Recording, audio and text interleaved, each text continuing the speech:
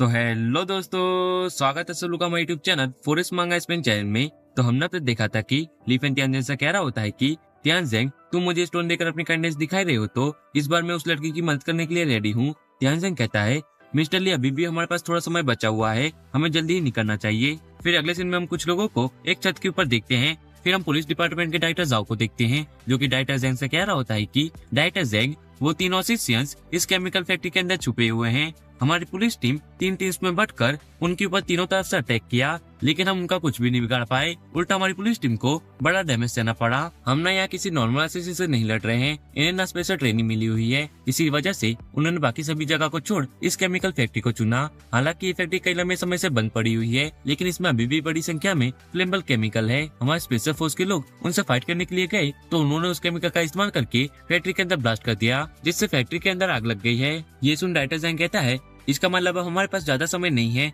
हमें जल्दी ही हॉस्टेजेस को वहाँ से निकालना होगा। मैंने कैलकुलेशन की है कि अगला ब्लास्ट नेक्स्ट 5 मिनट्स में होने वाला है। अगर हमने उससे पहले हॉस्टेजेस को बाहर नहीं निकाला तो फैक्ट्री में होने वाले ब्लास्ट में हॉस्टेजेस भी मारे जाएंगे। मेरे सुपीरियर्स ने मुझे ऑर्डर दिया है कि हमें हॉस्टेजेस को बिना किसी नुकसान के बाहर निकालना है। अगर हम इसमें फेल हो गए ना, तो हम सबको जॉब से निकाल दिया जाएगा। हम यहाँ किसी भी तरह की गलती नहीं कर सकते, हमें जल्दी हॉस्टेजेस को बचाना होगा। फिर हम एक बंदी को देखते हैं, जो कि मास्टर रेन से कह रहा होता है कि मास्टर रेन, अब हम सब बस आपके ऊपर भरोसा कर सकते हैं। अब आप ही हैं जो कि उन हॉस्टेजेस को बचा सकते हैं, तो प्लीज आप जल्दी से कोई एक्शन लीजिए। वही डायरेक्टर जेंग भी कह रहा होता है, हाँ मास्टर रेन, आप ही हमारी एक उम्मीद है, आप ही हैं जो कि उन हॉस्टेजेस को बचा सकते हैं। फिर डायरेक्टर जाओ भी कह रहा होता है कि मुझे ना मास्टर रेन पे पूरा भरोसा है कि वो ना उन 3 कमीने असिस्टेंट्स को नरक की सैर करा देंगे और सभी हॉस्टेजेस को सेफली बाहर निकाल लाएंगे। मास्टर रेन कहता है, क्या बस 3 ही असिस्टेंट्स? अगर वहाँ कम से कम 10 असिस्टेंट होते ना, तो मेरे लिए थोड़ी बहुत परेशानी आती, लेकिन यहाँ तो सिर्फ 3 ही असिस्टेंट हैं। इन्हें तो मैं उन चुटकियों में हरा के सभी हॉस्टेजेस को बचा कर बाहर ले आऊंगा। मास्टर रेन की बात सुन मेयर चेनफू कहता है, मास्टर रेन, आपकी बात सुनकर हम सभी राहत महसूस कर रहे हैं, आपका धन्यवाद। मास्टर रेन कहता है, यहाँ कोई दिक्कत की बात नहीं है, फू किंगमिंग ना हमारे सेट का एक सीनियर मेंबर है और मेरा डिसाइपल भी। तो जब मुझे खबर मिली कि कुछ गांडू असिस्टेंट्स ने मेरे डिसाइपल और मुडोंग वांसू को किडनैप कर लिया है, तो फिर मुझे यहाँ उन्हें बचाने तो आना ही था। और इसके अलावा अगर ये बात बाहर कहीं फैल गई ना कि मेरे डिसाइपल को कुछ असिस्टेंट्स ने किडनैप कर लिया है, तो इस बात से हमारे सिंगिंग सेट की फिल्म पर भी असर होता। फिर डायरेक्टर जाओ कहता है, मास्टर रेन, आपने अपने साथ इन स्पेशल फोर्स के कुछ लोगों को ले जाइए, ये मैं बस आपकी सेफ्टी के लिए कह रहा हूँ। और हमारे पास बुलेट प्रूफ जैकेट्स भी हैं, आप उसे पहन लीजिए, ये अच्छा होगा कि हम सभी खतरों के लिए पहले से ही तैयार रहें। मास्टर रेन कहता है, डायरेक्टर जाओ, लगता है कि आप मुझे अंडर एस्टिमेट कर रहे हैं। ये बूढ़ा मास्टर ना सिंगिंग सेट का वाइस एक्ट मास्टर है, मैं ना इनर स्ट्रेंथ कल्टीवेशन लेवल पर हूँ और ग्रैंड मास्टर के लेवल से बस हाफ स्टेप ही दूर हूँ। और अगर मैं मेरी इसी कल्टीवेशन बेस के दम पर अंदर फाइट करने गया ना और उन असिस्टेंट्स ने मुझ पर गोलियां भी चलाई, तो वो गोलियां मुझे टच तक नहीं कर सकती। तो क्या आपको क्या लगता है, मुझे आपकी स्पेशल फोर्स के लोग और बुलेट प्रूफ जैकेट्स की जरूरत है क्या? आप ना इस मामले को बहुत ही बड़ा समझ रहे हैं, इस मामले को सॉल्व करना ना मेरे लिए गोटियां खेलने जितना आसान है।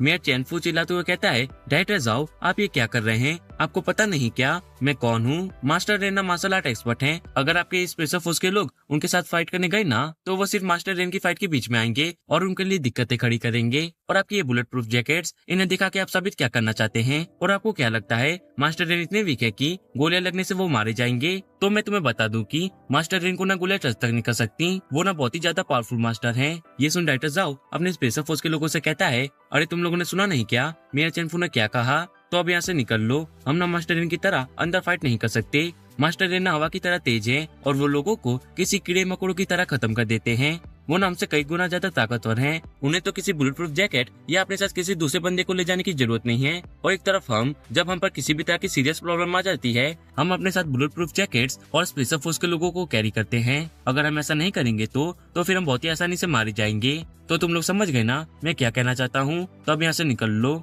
वही मास्टर रेन कहता है, जिस तरह 4th ग्रेड निंजा वॉर में माता उचिया ने 80,000 शिनोबिस को अकेले खत्म कर दिया था ना, सिर्फ और सिर्फ शांति और अमन के लिए, आज उसी तरह ये ओल्ड मास्टर अपने लोगों को बचाने के लिए उन तीनों गांडू असिस्टेंट्स को मौत के घाट उतार देगा। अब बस मेरे अंदर जाने की देरी है, फिर मैं उन दोनों हॉस्टेजेस को सेफली बाहर निकाल लाऊंगा। तुम लोग बस यहीं खड़े रहकर देखो कि मैं उन्हें किस तरह से बचाता हूँ। डायरेक्टर जेंग बोलता है, मास्टर रेन, हमारे पास ज्यादा समय नहीं बचा हुआ है, आपको जल्द से जल्द होस्टेजेस को बचाना होगा। मास्टर रेन कहता है जल्दबाजी मत करो, वो न बस मेरे सामने कीड़े मकोड़े हैं, मैं उन्हें बस कुछ सेकंड्स में खत्म कर दूंगा। तुम बस मेरी ये चाय खत्म होने तक का वेट करो। जैसे ही मैं चाय का कप खत्म कर लूंगा ना, उसके बाद मैं उन होस्टेजेस को बचाने के लिए जाऊंगा। तभी हम देखते हैं वहाँ पीछे से दरवाजा खोलते हुए लीफेन छत के ऊपर आ रहा होता है, जिसे देख डायरेक्टर जेन चिल्लाते हुए कहता है लीफेन तुम कमीने, आखिरकार तुम यहाँ क्यों आए हो? क्या तुमने नहीं कहा था कि तुम हमारी मदद नहीं करोगे? तो फिर तुम्हारे यहाँ आने का क्या मतलब है? साथ ही वो चिल्लाते हुए कहता है हमें ना तुम्हारी जरूरत नहीं, हमारे पास ना मास्टर रेन है जो कि इस मामले को हैंडल करेंगे, तो तुम जाके अपनी भैंस चराए। मास्टर रेन को देख लीफेन सोचता है ये बुढ़ो तो अभी इंडस्ट्रियल लेवल पर ही है, ये तो अभी ग्रैंड मास्टर के लेवल पर भी नहीं पहुंचा है, ये तो नीहू से भी कई ज्यादा कमजोर है। इतना सोच वो डायरेक्टर जेन से कहता है सुन बे लौड़ू, मैं तुझे एक एडवाइस देता हूँ, तेरे ये बुढ़ो मास्टर के पास ना इतनी पावर्स नहीं है कि वो उन असिस्टेंट्स के साथ फाइट कर सके, तो मेरी एडवाइस मान और इसे वहाँ जाने से रोक ले, वरना वो वही मारा जाएगा। लीफेन की बात सुन मास्टर रेन चाय के कप को फेंकते हुए कहता है कमीना, आखिर तू कहना क्या चाहता है? तू मुझे अंडर एस्टिमेट कर रहा है क्या? तू मेरे हाथों से मरना चाहता है? फिर वो चेयर से खड़े होते हुए कहता है बच्चे तुम पहले खुद को देखो, तुम्हारे पास खुद तो कोई फाइट का एक्सपीरियंस नहीं है और मेरे सामने आके शो ऑफ कर रहे हो। बच्चे मैं ना तुम्हारे साथ बहस नहीं करना चाहता, अगर तुम मरना नहीं चाहते हो ना तो जल्दी से यहाँ से दफा हो जाओ। तुम्हारी इस चूजो सिटी में ना सिर्फ एक ही ऐसा मास्टर है जो कि मुझे टक्कर दे सकता है और वो है मिस्टीरियस यंग मास्टर। अगर वो इस सिटी में ना हो ना तो मैं कॉन्फिडेंटली कह सकता हूँ कि तुम्हारी सिटी में ना मुझसे ताकतवर कोई भी मास्टर नहीं है जो कि मुझे टक्कर दे सके। और वहीं तुम कमीने, तुम्हारी ये हिम्मत की तुम अपने से ताकतवर मास्टर से इस तरह से बात करो। लीफेन बोलता है अबे गोचू अपनी पढ़ाई करना बंद कर, वरना तेरी सी बिहेवियर की वजह से आज तू मारा जाएगा। तेरे पास इतनी पास नहीं है कि तू नसीसन से अकेले फाइट कर सके। और हाँ, अगर मैं कहूँ कि वो मिस्टीरियस यंग मास्टर और कोई नहीं मैं ही हूँ, तो फिर तुम क्या कहना चाहोगे? मास्टर रेन बोलता है बच्चे तुम ना सपना देखना बंद करो, तुम कह रहे हो कि तुम्हें मिस्टीरियस यंग मास्टर हो, तो फिर मैं भी कहता हूँ कि मैं टोनी स्टार्क हूँ, मैं इस दुनिया का सबसे रिचेस्ट बिलियनर हूँ, तो क्या तुम मान लोगे? वहीं डायरेक्टर जेन कह रहा होता है मैंने आज से पहले इससे बड़ा बेवकूफ इंसान नहीं देखा। ये कह रहा है कि यही मिस्टीरियस यंग मास्टर है। वहीं पीछे खड़े दो लोगों में से पुलिस वाला हंसते हुए कह रहा होता है कि इस बेवकूफ को खुद की बातों पसंद नहीं आती क्या? उल्टा इसकी बात सुनकर मुझे शर्म आ रही है। वहीं दूसरा बंदा कह रहा होता है कि लगता है इस बच्चे ने रात में कुछ ज्यादा चढ़ा ली थी जो कि अभी तक उतरी नहीं, तभी तो ये यहाँ इस तरह की बातें कर रहा है।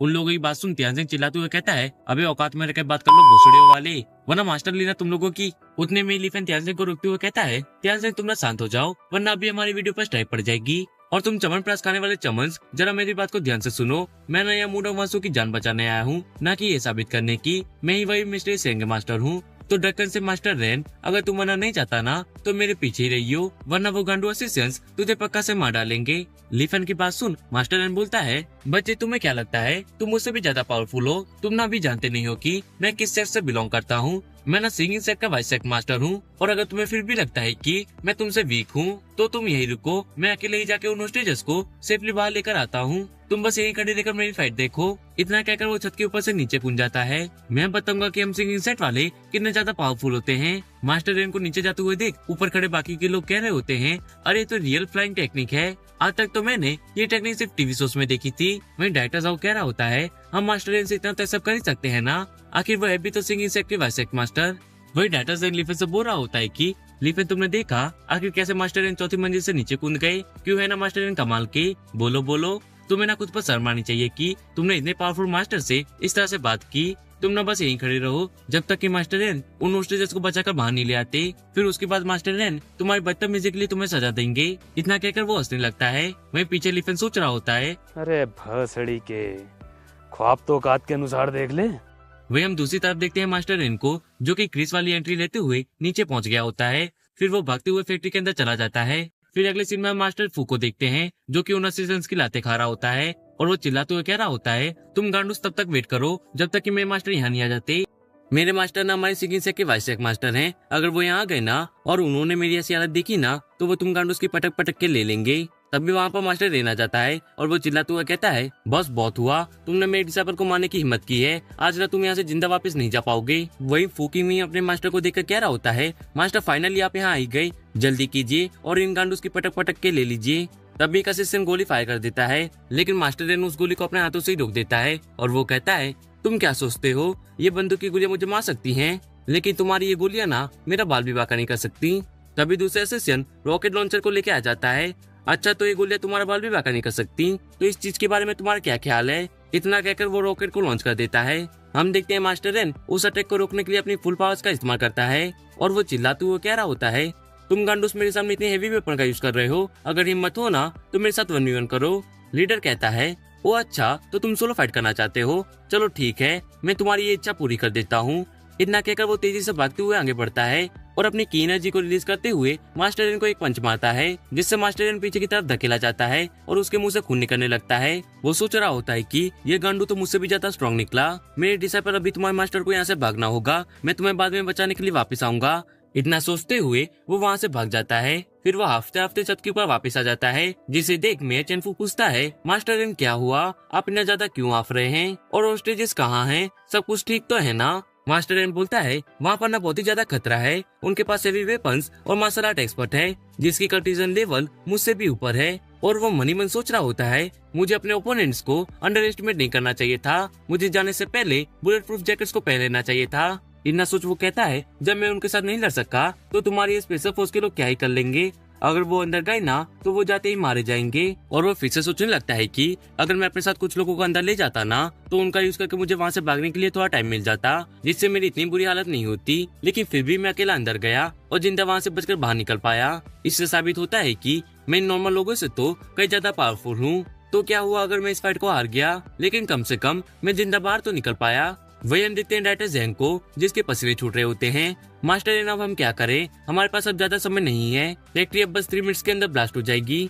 ये सुन मास्टर रेन कहता है, हमारे पास 2 ऑप्शन है, पहला कि मेरे सीनियर को यहाँ बुलाया जाए जो कि हमारे सेट के सेक मास्टर हैं। मैं पक्का से कह सकता हूँ कि वो उन होस्टेजेस को सेफली बाहर निकाल लाएंगे, लेकिन वो अभी हाईडोंग में हैं। अगर वो फ्लाइट लेके आएंगे तो उन्हें कम से कम 2 घंटे का समय तो लगेगा, तो वो तो हमारी मदद नहीं कर पाएंगे। और दूसरा ऑप्शन ये है कि हमें चूजों के उस मिस्टीरियस एंगर मास्टर को ढूंढना होगा। मुझे लगता है कि अब वही है जो कि उन होस्टेजेस को सेफली बाहर निकाल सकता है। मास्टर इनकी बात सुन डायरेक्टर ज़ाओ कहता है, यहाँ कोई ऐसा है क्या जो कि उस मिस्टीरियस एंगर मास्टर को जानता हो, लेकिन सभी लोग कहते हैं नहीं, हमने तो उसे आज तक नहीं देखा। वही हम दूसरी तरफ तियानज़ेन को देखते हैं, जो कि लीफे के सामने झुकते हुए कह रहा होता है कि मास्टर ली, अब सिर्फ आप ही हमारी मदद कर सकते हैं। तो लगता है कि अब मेरी बारी आ ही गई। मैंने तुम लोगों से पहले कहा था कि पहले मुझे जाने दो, अगर मैं पहले जाता ना तो ये मामला कब का निपट चुका होता।